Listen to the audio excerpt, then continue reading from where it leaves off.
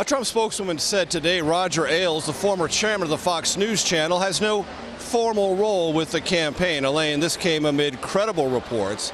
Ailes is advising Trump on the 3 presidential debates this fall with Clinton. Major, we learned Tuesday that Trump will receive his first classified intelligence briefing Wednesday in New York. How is that going to unfold? Do we have information on that? Well, sure. This is a typical process for every major party nominee, Republican and Democrat. It would be really newsworthy, Elaine, if Trump were not getting briefings. The fact that he is exactly the standard operating procedure that is carried out by the intelligence community as not only a courtesy, but as a way of ramping up major party nominees in case they become president of the United States. So when they start receiving much more detailed, much more highly classified daily briefings as president-elect and then as president, they are familiar with the intelligence gathering terrain, if you will. And that's what these briefings are, a general update on where things are in the world. And the briefings then can take on more dimensions and more specificity, but only if the nominee asks probing questions about that which they are briefed on. And we don't know if Trump is going to do that. We don't know how curious he's going to be about the information presented to him. We don't know how curious Hillary Clinton is going to be about the information presented to her. But both will receive these briefings. We've been waiting a while to find out when Trump's first one would be. But I guarantee you, Elaine, because of the way this process works, the first briefing and the second briefing and the third briefing and however many occur between now and Election Day will not be materially different. They will be updates, but they'll be general. They will be classified, but not highly classified. And what the candidate gets from those briefings depends almost entirely on the questions they ask and the curiosity they bring to them.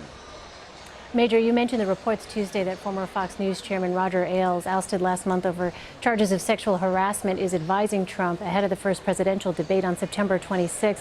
Trump's spokeswoman has denied the report. But Major, give us a little bit of context here. What is the relationship between Trump and Ailes? They've known each other for a very long time. They have a healthy skepticism of power structures. They have a healthy skepticism of so-called liberal elites, academic elites, lots of elites. They both feel they have a very visceral sense of Main Street America, and both have been very successful in their chosen fields. Roger Ailes first as a political consultant and a TV producer even before that with the Mike Douglas Show, then as the chairman and CEO of the Fox News channel. Obviously, Trump's success as a developer and marketer and brander of himself and his television show, The Apprentice, have all been very successful. And they've known each other for a long time.